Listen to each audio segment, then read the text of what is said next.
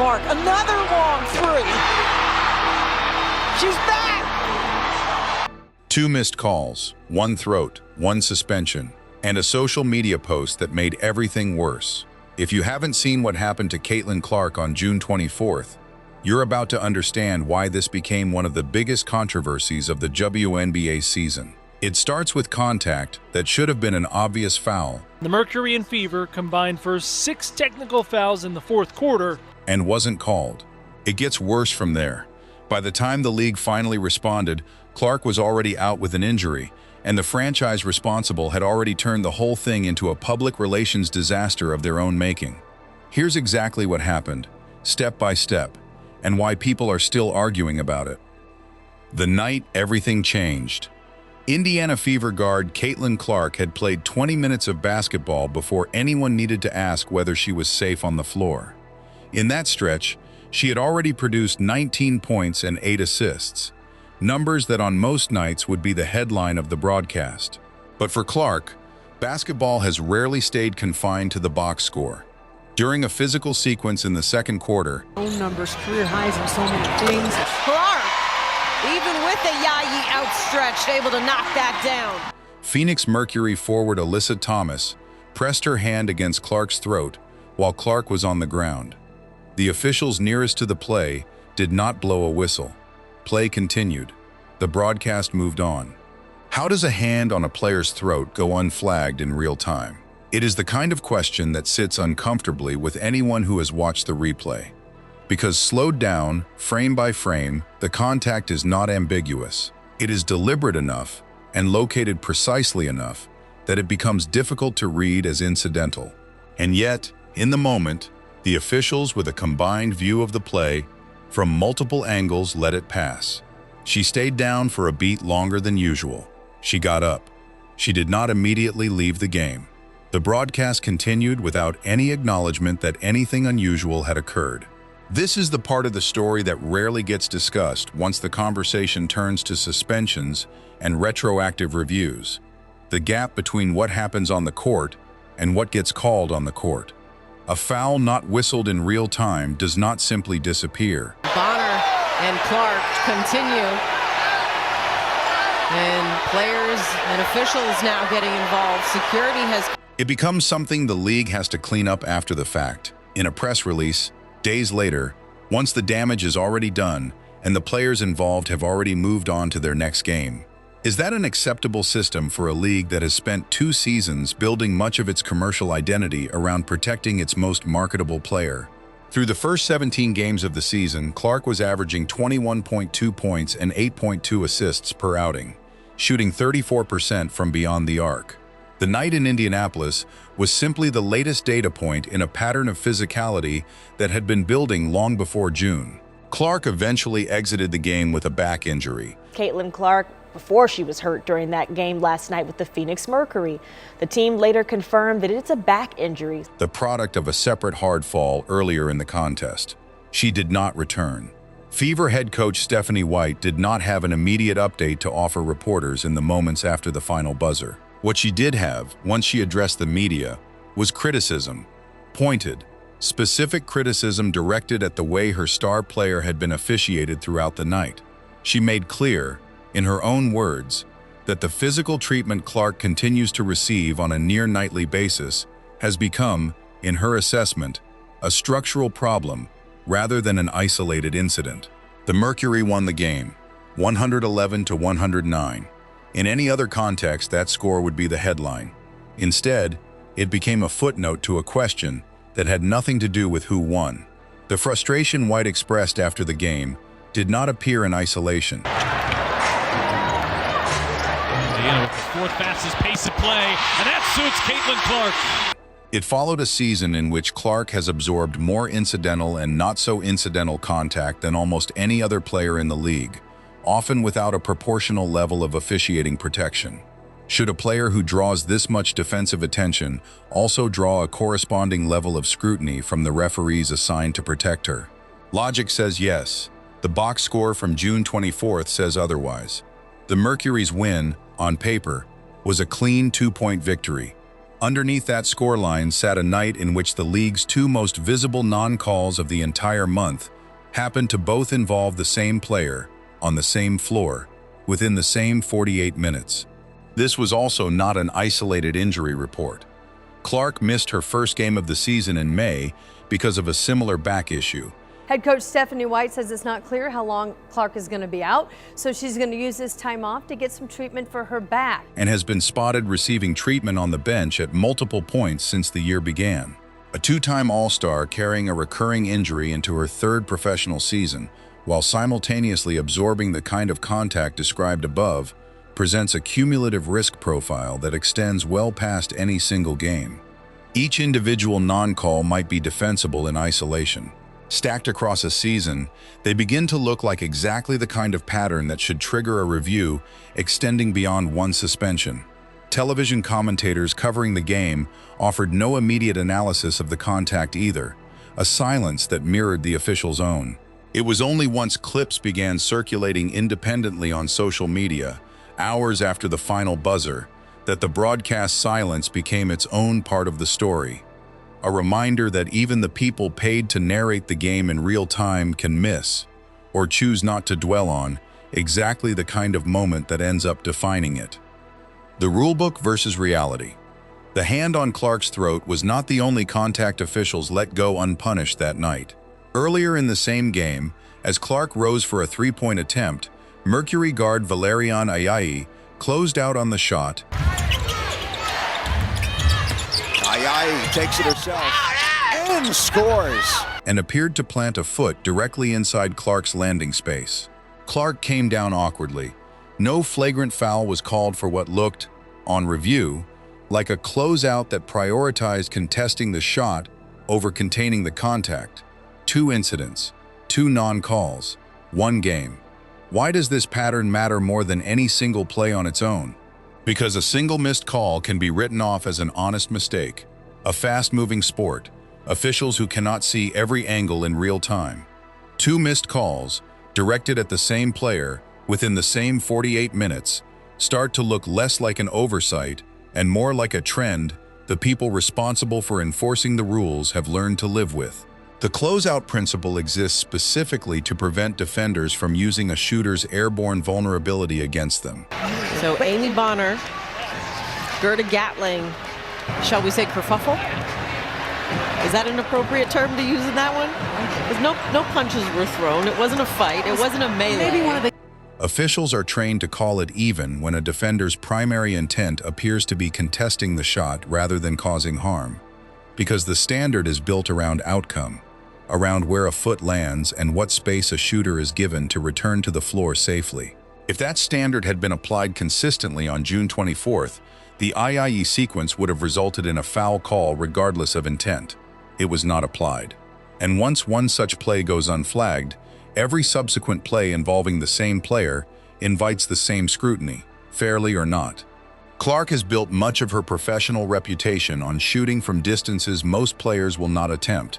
That range comes with a trade-off. She is in the air, off balance, and vulnerable on the landing far more often than almost anyone else in the league.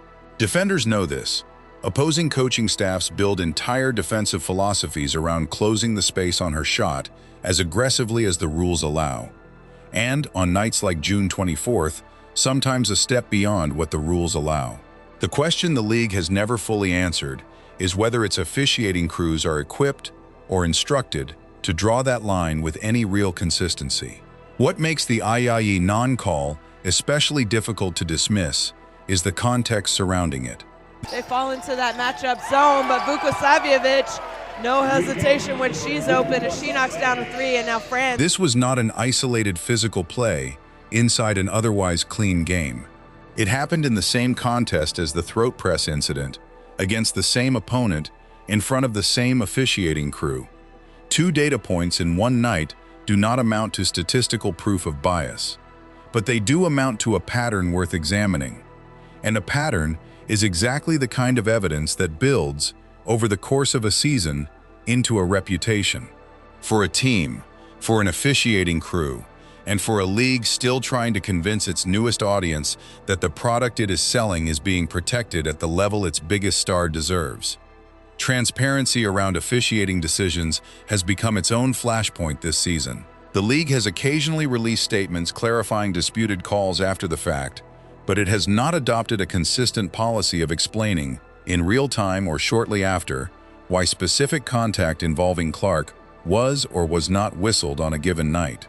Without that explanation, fans are left to draw their own conclusions from slow-motion replay alone. For position, but And replay, stripped of the context of what officials could or could not see live, rarely produces a forgiving verdict for the crew involved. The cost of missed calls. The Women's National Basketball Association maintains a formal process for reviewing plays that officials miss in real time. A system built for exactly this kind of situation. Contact severe enough to warrant supplemental discipline. Missed live, caught on film, corrected after the fact. In the days following the Mercury's win over the Fever, the league activated that process. Alyssa Thomas was given a retroactive flagrant 2 foul for the contact to Clark's throat. WNBA called a flagrant foul. The Phoenix Mercury's Alyssa Thomas appears to put her fist on Caitlin Clark's throat. And a 1-game suspension followed.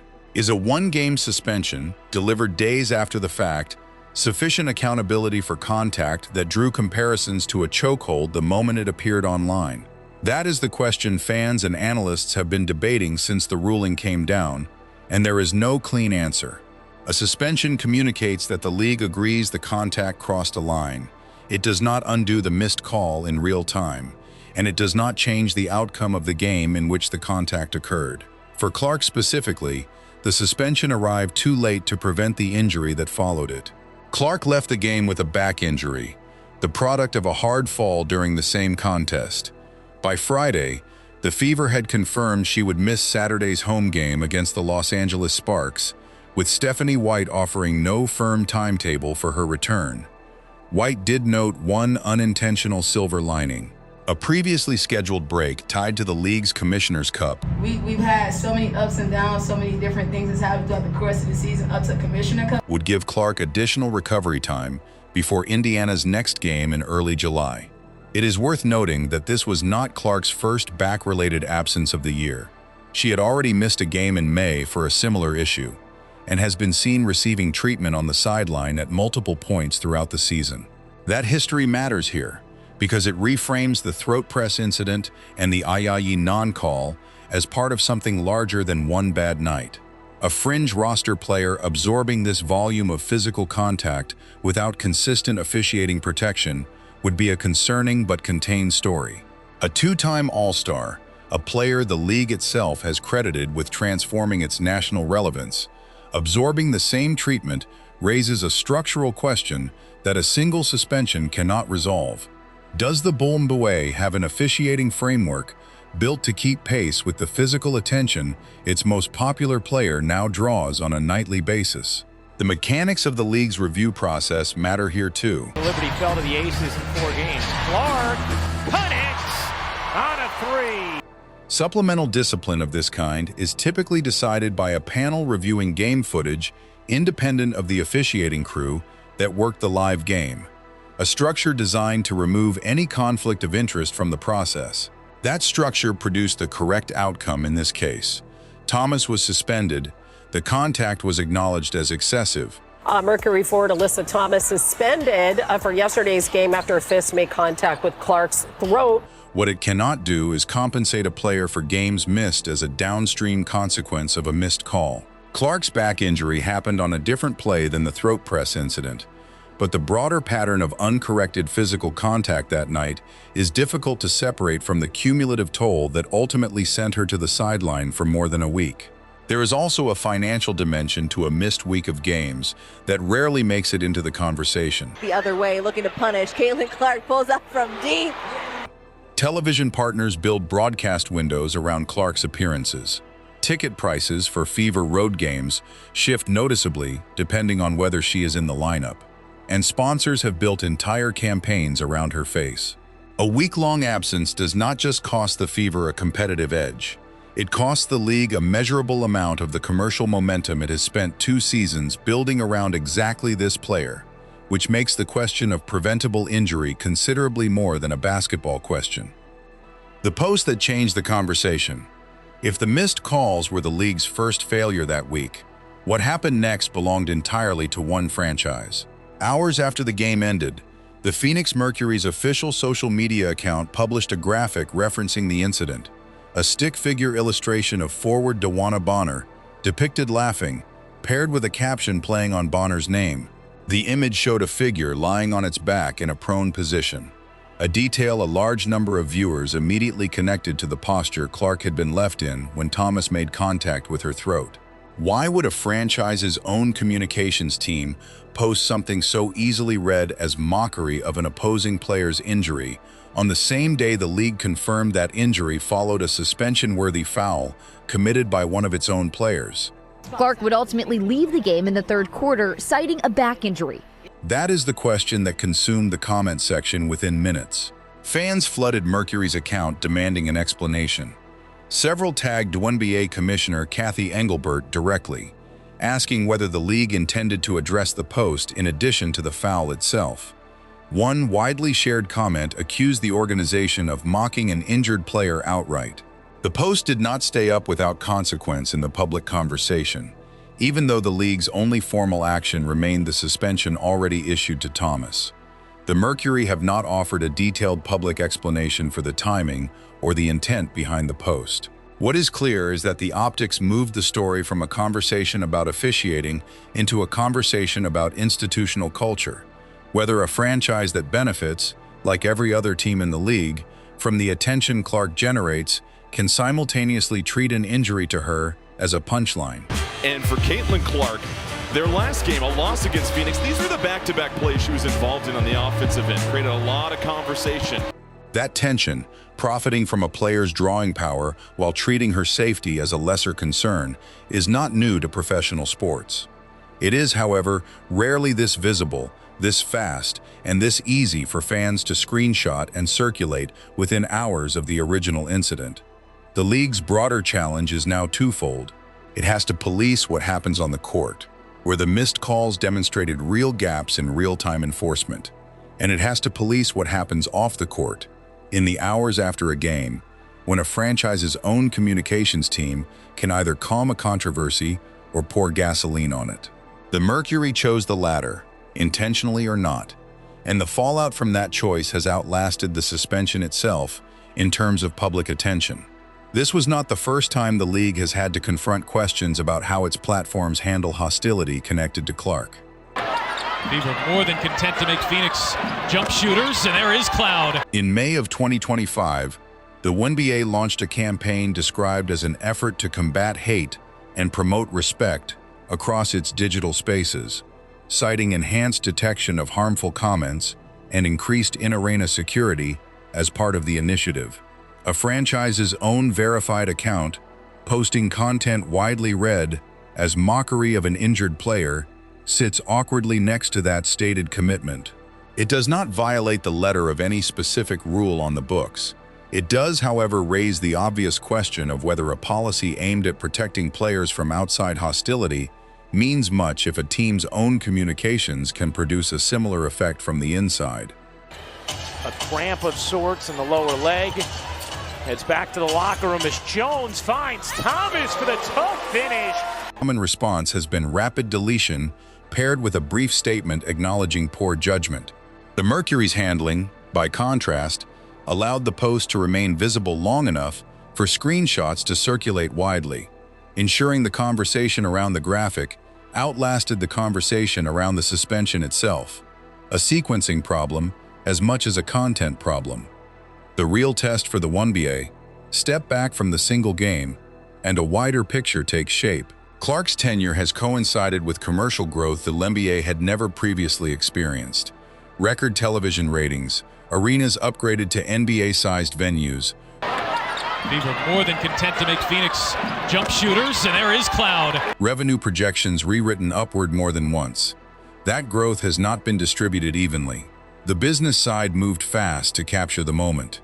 The officiating side, on the evidence of June 24th, has not kept pace. What does it mean for a league to market a player as its single biggest commercial asset, while its on-court enforcement struggles to consistently protect that same player from contact that referees, coaches, and a national audience can all identify as excessive in slow motion? It means the league is asking its product to absorb risk its infrastructure has not adapted to manage. This is not a uniquely WNBA problem. Every sport that produces a transcendent individual star eventually confronts the gap between that player's market value and the protection built into the rulebook. But the WNBA is confronting it in public, in real time, with every missed call now reviewed in slow motion by millions within hours of the final buzzer. Earlier this season, a Golden State Valkyries player was caught on a hot microphone complaining that Clark received favorable treatment from officials. That moment sits in uneasy tension with what happened against Mercury. One incident suggested players believe Clark gets preferential treatment. The other suggested the opposite. Clark trying to wheel into some space, gives it up. Zach Benley lays it in. That when contact turns genuinely dangerous, the whistle does not always come. Both perceptions cannot be fully true at once, and reconciling them matters less than recognizing what they share. Officiating around Clark has become one of the most scrutinized aspects of the league, examined from every angle, by an audience no longer inclined to give anyone, players, coaches, officials, the benefit of the doubt. And yet, even mid-injury and mid-controversy, the audience has not turned away. All-star voting shows Clark surging toward the top of the league alongside teammate Lexi Hull, proof that public appetite for watching her has not diminished even as concern over her safety intensifies. That contradiction, record popularity paired with recurring physical risk, may be the most accurate summary of where the WNBA stands right now. The suspension handed to Thomas closes one chapter.